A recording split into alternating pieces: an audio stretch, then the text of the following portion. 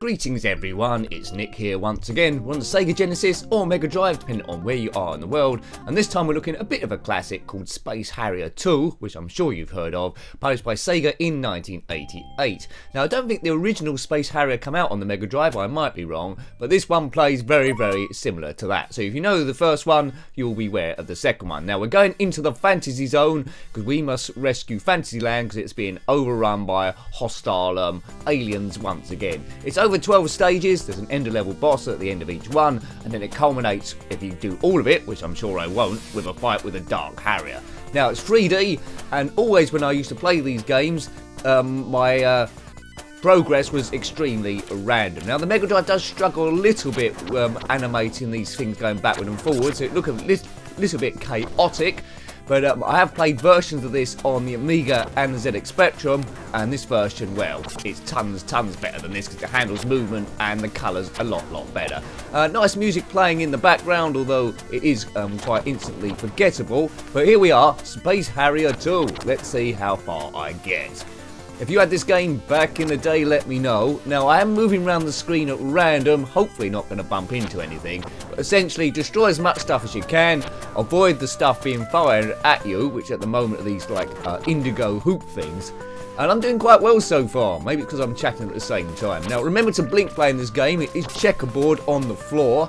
But I think there's an end-level boss now. Now, later on, there'll be a stage where it's a checkerboard ceiling as well as the floor.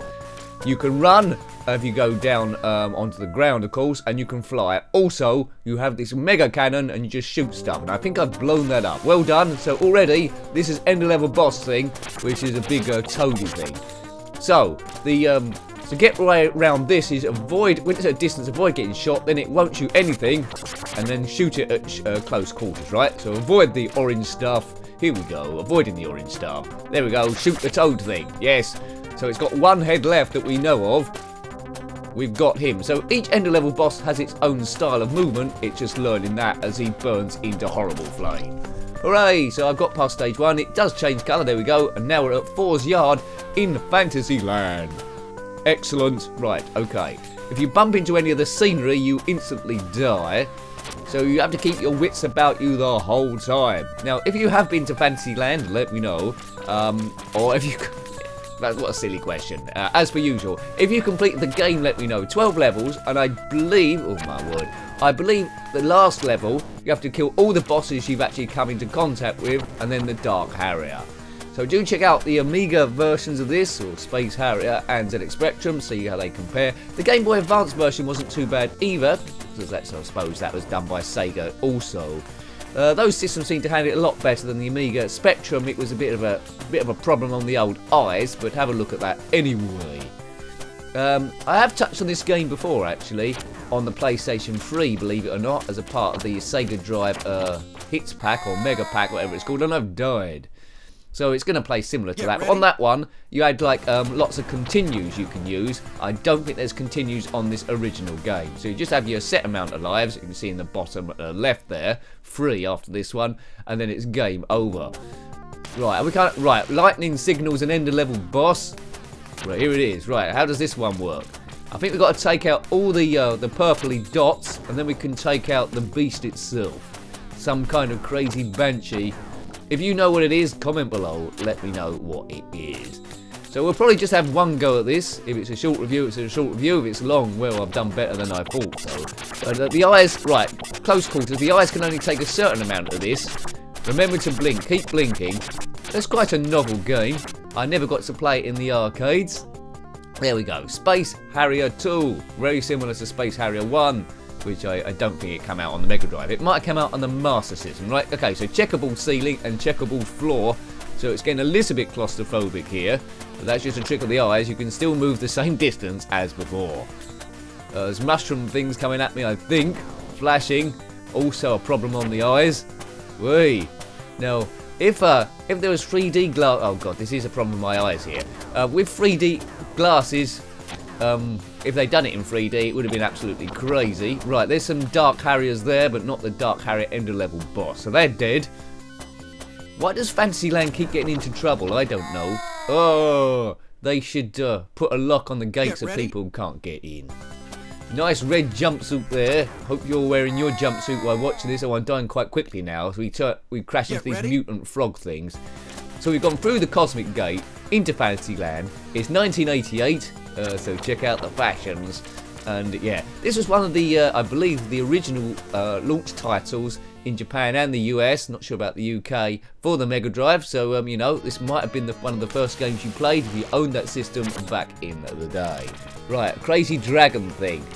Come on. Oh, right, come on, we got to take this thing out. Get ready. Get ready. Now, if you, on the first one at least, if you progress to a certain distance, I think you have to, there's a bonus stage where you're riding this big caterpillar thing. We have to demolish as much scenery as possible.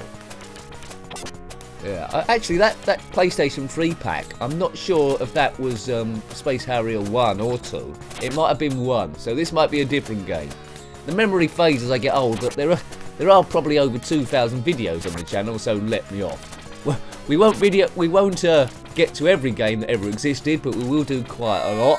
So if you're watching this and like what you see, do show some of the game over. Do show some of the other videos some love, do some commenting, and that just gives me incentive to continue. Now I said we'll be having one go, but I think we'll have 2 goes because it's too soon. We need to see more of the game, or the same lot again. My gameplay isn't the best in the world. It's all about saying, as I say in a lot of videos, as a kid, would you have gone back to this? Would you have played it again? And I think I would have done. It's got that sort of level of addictiveness to it. It's quite frustrating at times, but it's obvious what you need to do. Just zip round the screen, don't get shot, blow up everything, kill the end-of-level bosses, rescue the good folk from Fantasyland.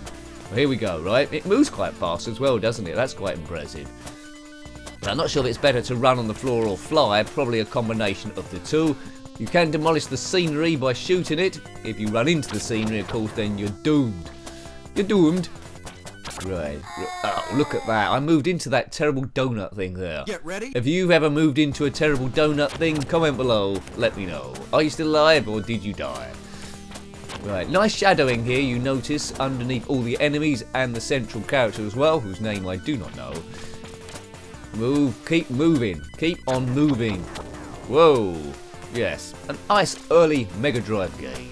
From the arcades, of course. Was Space Harrier 2 from the arcades? The first one was, for sure. Okay. When I think of Sega, their best games, I think of Outrun, and then I think of this as well, the classic ones.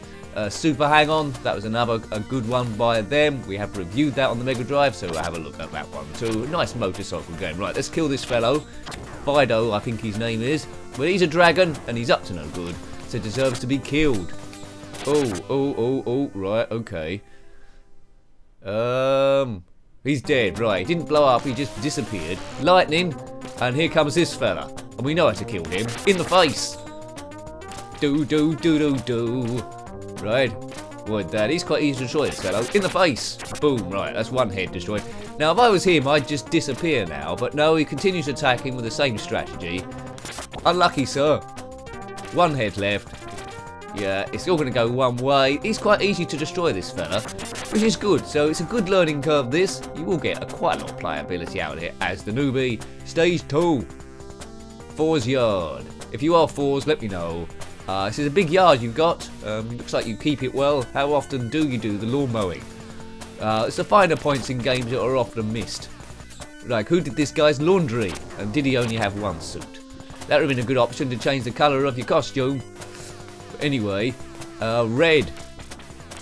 I suppose he's going through quite a lot of G-force, this fella. All tripped over but didn't die. Going through quite a lot of G-force as he flips around the screen. Yes.